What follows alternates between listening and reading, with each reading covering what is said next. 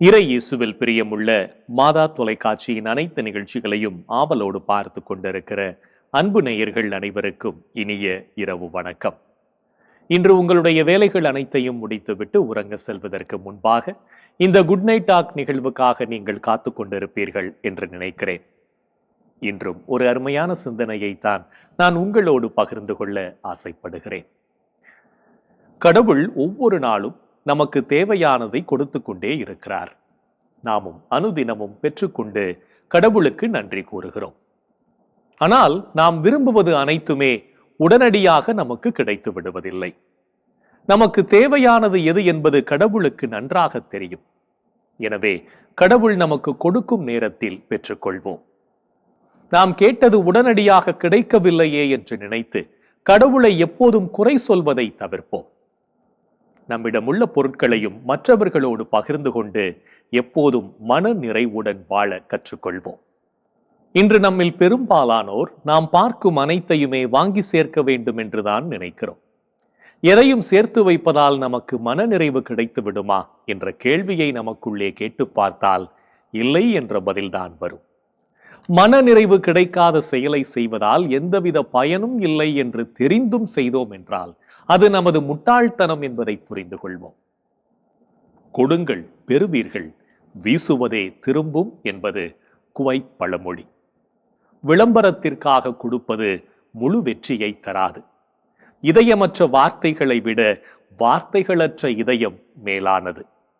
நேரம், நினைவு, பொருள், உயிர் எது உயர்ந்த கொடுத்தல் என்று சற்று யோசித்து பார்ப்போம். நாம் பின்பற்றும் இயேசு இவை அனைத்தையுமே கொடுத்தார். சரியாக கொடுத்தால் 30, 60, 100 திரும்ப கிடைக்கும். வறியோர்க்கென்று ஈவதே ஈகை, மற்றெல்லாம் குறி எதிர்ப்பை நீரத் துடைத்து என்பது வள்ளுவரின் வாக்கு. எதனையும் வாங்கிக் கொள்ள மட்டும் தெரிந்த நம் மூளைக்கு அருகில் கரங்கள் படைக்கப்படவில்லை. மாறாக தன்னிடம் வந்து சேரும் இரத்தத்தை வாழும் நொடியெல்லாம் திருப்பி வழங்கிக் கொண்டே இருக்கும் இதயத்துக்கு அருகில்தான் 2 கைகளையும் இறைவன் படைத்திருக்கிறான்.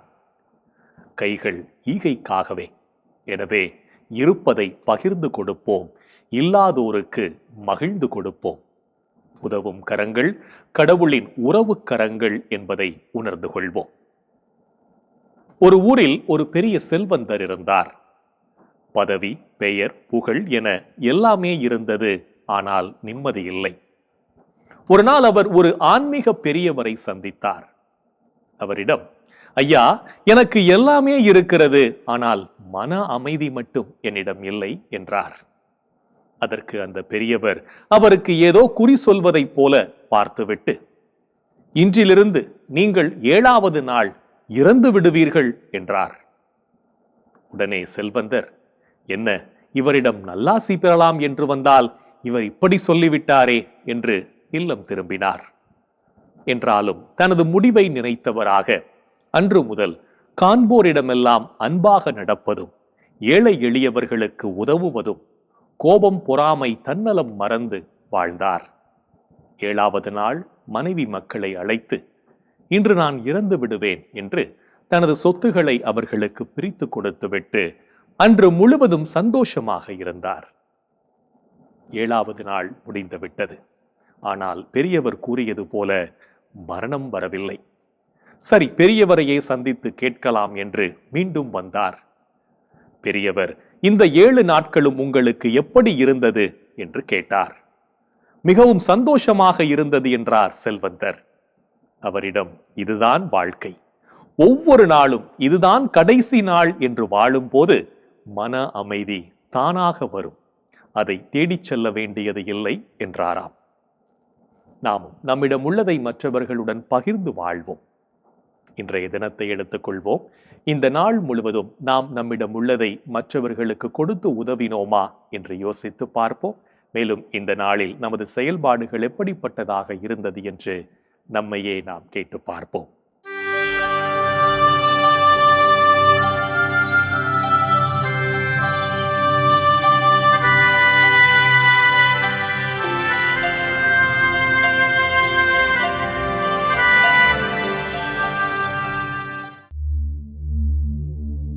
இன்று நீங்கள் பெற்றுக்கொண்ட நன்மைகளுக்கு கடவுளுக்கு நன்றி கூறினீர்களா? தந்தையாம் கடவுளுக்கு நன்றி செலுத்துங்கள். அவர் இறை மக்களுக்கான ஒளிமயமான உரிமை பேற்றில் பங்கு பெற உங்களை தகுதியுள்ளவர்களாக்கியுள்ளார்.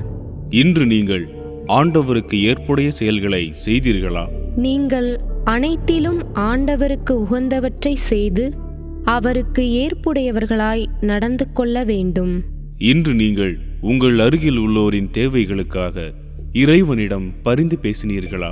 அனைவருக்காகவும் மன்றாடுங்கள், இறைவனிடம் வேண்டுங்கள், பரிந்து பேசுங்கள், நன்றி செலுத்துங்கள். இன்று நீங்கள் உங்களுக்கு ஏற்பட்ட பிரச்சனைகளுக்கு மற்றவரை குறை கூறினீர்களா? நாம் இன்று இப்படி இருப்பதற்கு நாமே பொறுப்பு. இனி எப்படி இருக்க வேண்டும் என்று விரும்புகிறோமோ அப்படி நம்மை செய்து கொள்வதற்கான ஆற்றலும் நம்மிடமே உள்ளது. இன்று நீங்கள் நீதிக்காக போராடிய நேர்மையாளரை குற்றவாளி என தீர்ப்பளித்து செயல்பட்டீர்களா?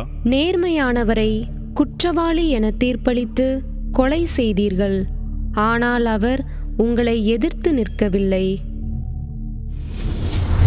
இந்த நாளில் நாம் இறைவனுக்கு உகந்த பல நல்ல செயல்களை செய்திருந்தாலும் கூட சில நேரங்களில் இறைவனுக்கு எதிரான செயல்களையும் செய்து அவருடைய மனதை காயப்படுத்தி இருப்போம். அத்தகைய நேரங்களை எல்லாம் நினைத்து பார்த்து மனம் வருந்தி மன்னிப்பு கேட்டு மனத்துயர் மன்றாட்டை ஜெபிப்போம்.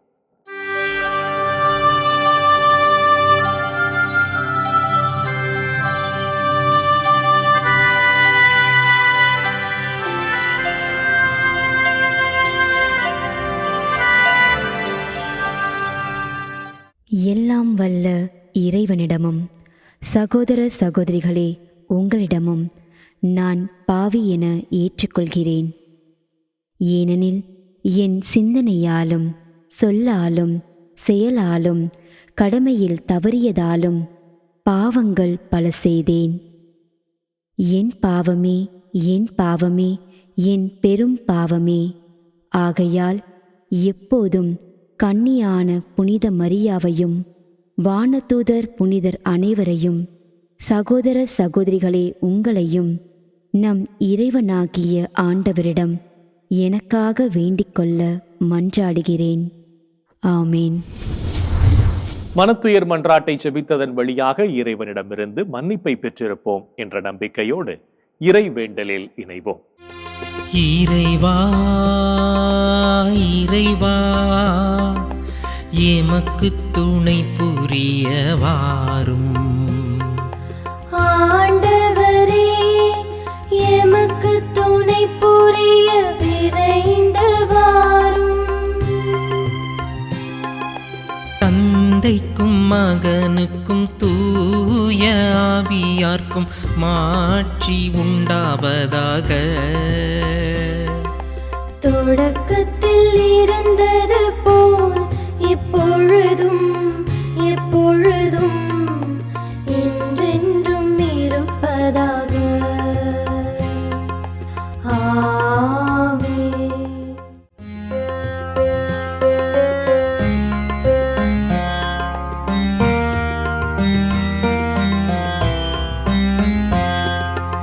என்னிடம் இருந்து உமது முகத்தை மறைத்துக் கொள்ளாதேயும். ஏனெனில் நான் உம்மீது நம்பிக்கை வைத்துள்ளேன்.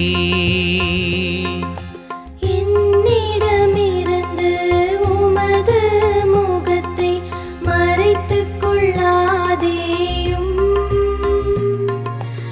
ஏனெனில் நான் உம்மீது நம்பிக்கை வைத்துள்ளேன். ஆண்டவரே, என் மன்றாட்டை கேட்டருளும். நீர் நம்பிக்கைக்கு உரியவராயிருப்பதால் உமது இரக்கத்திற்காக நான் எழுப்பும் மன்றாட்டுக்கு செவிசாய்த்தருளும். உமது நீதியின்படி எனக்கு பதில் தாரும். தண்டனை தீர்ப்புக்கு உம்மடியானை இழுக்காதேயும். ஏனெனில் உயிர் வாழ்வோர் எவரும் உமது திருமுன் நீதிமான் இல்லை. எதிரி என்னை துரத்தினான், என்னை தரையிலிட்டு நசுக்கினான். என்றோ இறந்தொழிந்தவர்களைப் போல் என்னை இருட்டில் கிடக்கச் செய்தான்.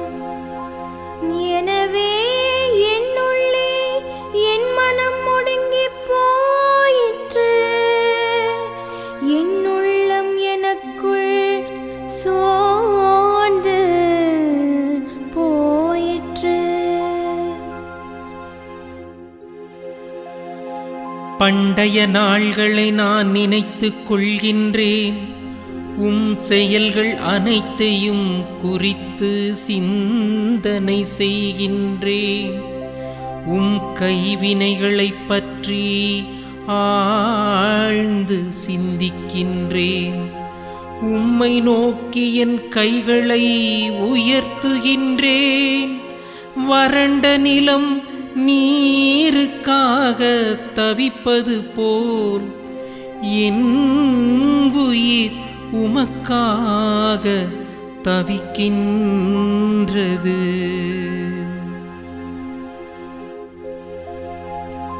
ஆண்டவரே, விரைவாக எனக்கு செவிசாய்த்தருளும்.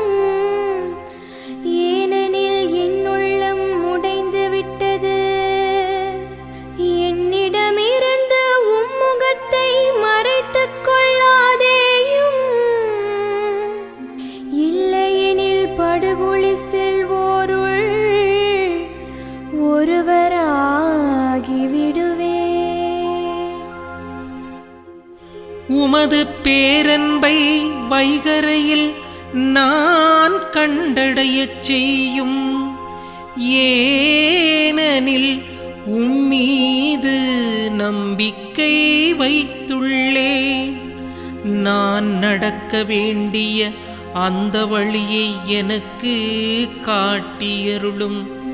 ஏனெனில் உம்மை நோக்கி என் உள்ளத்தை உயர்த்துகின்றேன். ஆண்டவரே, என் எதிரிகளிடமிருந்து என்னை விடுவித்தருளும். நான் உம்மிடம் தஞ்சம் புகுந்துள்ளேன். திருவுள்ளத்தை நிறைவேற்ற எனக்கு கற்பித்தருளும். ஏனெனில் நீரே என் கடவுள். உமது நலமிகு ஆவி என்னை செம்மையான வழியில் நடத்துவதாக. ஆண்டவரே, உமது பெயரின் பொருட்டு என் உயிரை காத்தருளும். உமது நீதியின் பொருட்டு என்னை நெருக்கடியினின்று விடுவித்தருளும். தந்தைக்கும் மகனுக்கும் தூய ஆவியார்க்கும் மாட்சி உண்டாவதாக. தொடக்கத்தில் இருந்தது போல் இப்பொழுதும் எப்பொழுதும் என்றென்றும் இருப்பதாக. ஆமென். என்னிடம் இருந்து உமது முகத்தை மறைத்துக் கொள்ளாதேயும். ஏனெனில் நான் உம்மீது நம்பிக்கை வைத்துள்ளேன். என்னிடமிருந்து உமது முகத்தை மறைத்துக் கொள்ளாதேயும். ஏனெனில் நான் உம்மீது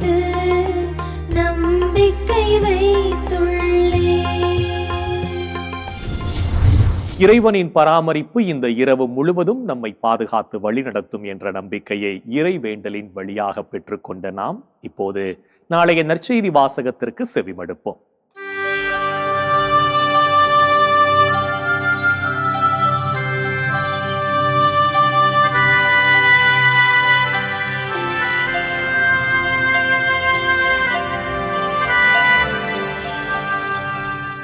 நாளைய திருப்பலி வாசகங்கள். முதல் வாசகம் சாமுவேல் முதல் நூலிலிருந்து வாசகம். அதிகாரம் 3, இறை வார்த்தைகள் 1 முதல் 10 மற்றும் 19 முதல் 20 வரை. பதிலுரை பாடல். திருப்பாடல். அதிகாரம் 40, இறை வார்த்தைகள் 1, 4 மற்றும் 6 முதல் 9 வரை. மார்க்கு எழுதிய தூய நற்செய்தியிலிருந்து வாசகம். அதிகாரம் 1, இறை வார்த்தைகள் 29 முதல் 39 வரை.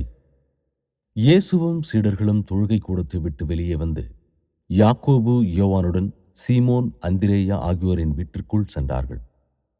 சீமோனுடைய மாமியார் காய்ச்சலாய் கிடந்தார். உடனே அவர்கள் அதை பற்றி இயேசுவிடம் சொன்னார்கள். இயேசு அவர் அருகில் சென்று கையை பிடித்து அவரை தூக்கினார். காய்ச்சல் அவரை விட்டு நீங்கிற்று. அவர் அவர்களுக்கு பணிவிடை செய்தார். மாலை வேளையில் கதிரவன் மறையும் நேரத்தில் நோயாளர்கள், பேய் பிடித்தவர்கள் அனைவரையும் அவரிடம் கொண்டு வந்தார்கள். நகர் முழுவதும் வீட்டு வாயில் முன் கூடியிருந்தது. பல்வேறு பிணிகளால் வருந்திய பலரை அவர் குணப்படுத்தினார். பல பேய்களையும் ஓட்டினார். அப்பேய்கள் அவரை அறிந்திருந்ததால் அவற்றை அவர் பேச விடவில்லை. இயேசு விடியற்காலை கருக்கலில் எழுந்து தனிமையான ஓர் இடத்திற்கு புறப்பட்டு சென்றார். அங்கே அவர் இறைவனிடம் வேண்டிக் கொண்டிருந்தார். சீமோனும் அவருடன் இருந்தவர்களும் அவரை தேடிச் சென்றார்கள். அவரை கண்டதும், எல்லாரும் உம்மை தேடிக் கொண்டிருக்கின்றனர் என்றார்கள். அதற்கு அவர், நாம் அடுத்த ஊர்களுக்கும் போவோம். அங்கும் நான் நற்செய்தியை பறைசாற்ற வேண்டும். ஏனெனில் இதற்காகவே நான் வந்திருக்கிறேன் என்று சொன்னார். பின்பு அவர் கலிலேய நாடு முழுவதும் சென்று அவர்களுடைய தொழுகை கூடங்களில் நற்செய்தியை பறைசாற்றியும் பேய்களை ஓட்டியும் வந்தார். ஆண்டவரின் அருள்வாக்கு. கிறிஸ்துவே உமக்கு புகழ். ஆண்டவரே, உம் கையில் என் உயிரை ஒப்படைக்கின்றே. ஆண்டவரே, உம் கையில் என் உயிரை ஒப்படைக்கின்றேன். உண்மையின் ஆண்டவராகிய கடவுளே, எம்மை மீட்டவர் நீரே. ஆண்டவரே, உம் கையில் என் உயிரை ஒப்படைக்கின்றேன். தந்தைக்கும் மகனுக்கும் தூய ஆவியார்க்கும் மாட்சி உண்டாவதாக. ஆண்டவரே, உம் கையில் என் உயிரை ஒப்படைக்கின்றேன். இறைமகன் இயேசு விட்டுச் சென்ற பணியை நாம் தொடர்ந்து செய்திடவும், அவரின் விழுமியங்களை வாழ்வாக்கவும் அழைக்கப்படுகிறோம். நம் அன்பர் இயேசுவின் அழைப்பிற்கு செவிமடுத்து வாழ்வோம் என்ற சிந்தனையோடு சிமியோன் பாடலில் இணைவோம்.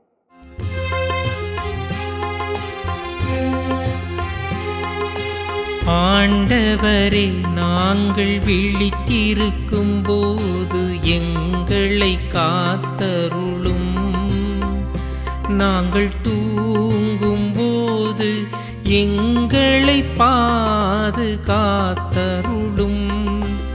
இதனால் கிறிஸ்துவோடு விழித்திருந்து அவரோடு அமைதியில் இளைப்பாறுவோம். அவரோடு அமைதியில் இளைப்பாறுவோம். ஆண்டவரே, உமது சொற்படி உம் அடியான் என்னை இப்போது அமைதியுடன் போகச் செய்கிறேன். ஏனெனில் மக்கள் அனைவரும் காணுமாறு நீர் ஏற்பாடு செய்துள்ள உமது மீட்பை என் கண்கள் கண்டு கொண்டன. இம்மீட்பே பிற இனத்தாருக்கு வெளிப்பாடு அருளும் மொழி, இதுவே உம் மக்களாகிய இஸ்ரவேலுக்கு பெருமை. தந்தைக்கும் மகனுக்கும் தூய ஆவியார்க்கும் மாட்சி உண்டாவதாக. தொடக்கத்தில் இருந்தது போல் இப்பொழுதும் எப்பொழுதும் என்றென்றும் இருப்பதாக. ஆமென். ஆண்டவரே, நாங்கள் விழித்திருக்கும் போது எங்களை காத்தருளும். நாங்கள் தூங்கும் போது எங்களை பாதுகாத்தருளும். இதனால் கிறிஸ்துவோடு விழித்திருந்து அவரோடு அமைதியில் இளைப்பாறுவோம். அவரோடு அமைதியில் இளைப்பாறுவோம். இறைவனின் உடனிருப்பு நம்மை ஒவ்வொரு நொடி பொழுதும் பாதுகாத்து வழிநடத்தும் என்ற நம்பிக்கையை சிமியோன் பாடல் வழியாக பெற்றுக்கொண்ட நாம் நாளைய புனிதரை பற்றி பார்க்கலாம்.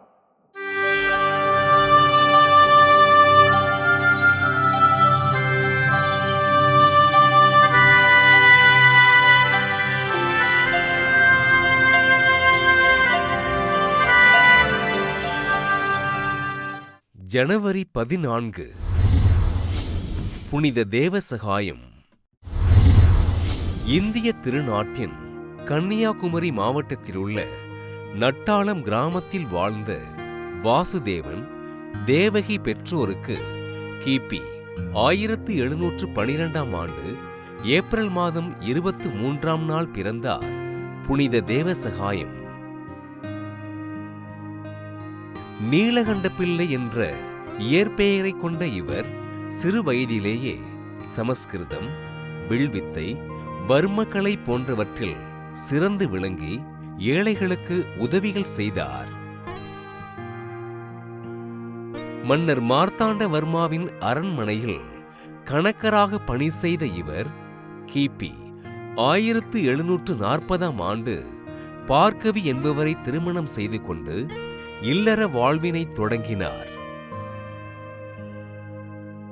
அக்காலத்தில் ஏற்பட்ட வறட்சியினால் தனது உறவினர்களும் தனது வீட்டில் வளர்க்கப்பட்ட கால்நடைகளும் மரணமடைய மிகுந்த துயரமுற்ற இவருக்கு போர்த்துகீசிய நாட்டினை சேர்ந்த மன்னர் மார்த்தாண்டவர்மாவின் படை தளபதியான டிலனாய் ஆறுதல் அளித்து ஆண்டவரின் வார்த்தைகளை எடுத்து கூறினார்.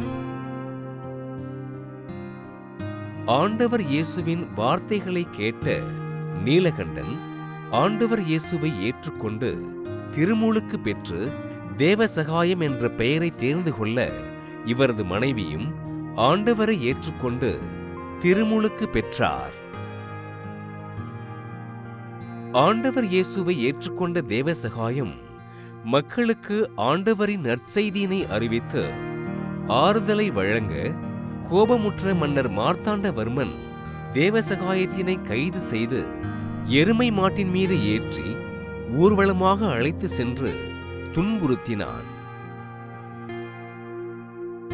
ஆண்டவர் இயேசுவை ஏற்றுக்கொண்டதற்காக சொல்லொன்னா துன்பங்களை அனுபவித்து சிறையில் இருந்த தேவசகாயம் கிபி 1752ஆம் ஆண்டு ஜனவரி மாதம் 14ஆம் நாள் கன்னியாகுமரி ஆரல்வாய் மொழியில் உள்ள காற்றாடி மலையில் சுட்டுக் கொல்லப்பட்டார். சுட்டுக் கொல்லப்பட்ட தேவசகாயத்தின் திருவுடலானது அக்காலத்தில் வாழ்ந்த கிறிஸ்துவ மக்களால் கோட்டாறு புனித சவேரியார் பேராலயத்தில் நல்லடக்கம் செய்யப்பட்டது. தேவசகாயத்தின் கல்லறையில் ஜெபிக்கின்ற மக்களுக்கு புதுமைகள் நிகழ திருத்தந்தை 16ஆம் ஆசீர்வாதப்பர் கடந்த 2012ஆம் ஆண்டு ஜூன் மாதம் 28ஆம் நாள் மறைசாட்சியாக அறிவிக்க கடந்த 2022ஆம் ஆண்டு மே மாதம் 15ஆம் நாள் திருத்தந்தை பிரான்சிஸ் அவர்கள் தேவசகாயத்தினை புனிதராக உயர்த்தினார். புனித தேவசகாயத்தின் திருவிழாவினை கொண்டாடுகின்ற நாம் சிறை கைதிகளுக்காகவும் அவர்களது குடும்பங்களுக்காகவும் ஆண்டவர் இயேசுவிடம் உருக்கமோடு ஜெபிப்போம். புனிதர்கள் ஒவ்வொருவரும் தங்களது வாழ்க்கையின் மூலம் இறைவனுக்கு சான்று பகிர்ந்து வாழ்ந்தவர்கள் என்பதை உணர்ந்தவர்களாய் நாமும் அவர்கள் வழியில் வாழ்ந்து இறை வழியில் பயணிப்போம். நாளைய தினம் மற்றவர்களிடம் உள்ள நல்ல குணங்களை எடுத்து சொல்லி அவர்களை பாராட்டி மகிழ்வோம். என் அன்பு சகோதரனே, சகோதரியே, இந்த நாளிலே காலையிலிருந்து எப்படிப்பட்ட நன்மைகளை நாம் பெற்றிருக்கிறோம். கடவுள் எவ்வளவு தாராளமாக ஆசீர்வாதங்களால் நம்மை நிரப்பி இருக்கிறார். அவர் எவ்வளவு அதிகமாக நம்மை அன்பு செய்கிறார் என்பதை நாம் உணர்ந்திருப்போம். இந்த அற்புதமான காரியங்களுக்காக நன்றி சொல்வோம். இன்றைய தினத்தில் நாம் நமது தாய் நாட்டின் மீது அக்கறை உள்ள, சமூக அக்கறை உள்ள பிள்ளைகளாக நாம் மாற ஜெபிப்போமா? எங்கள் அன்பே உருவான இயேசு ஆண்டவரே, யாருக்கு என்ன நடந்தால் எனக்கு என்ன என்று நாம் எதையும் பற்றி கவலைப்படாமல் வாழ்ந்து கொண்டிருக்கின்ற நிலையை தான் இன்றைக்கு நான் பார்க்கிறோம்.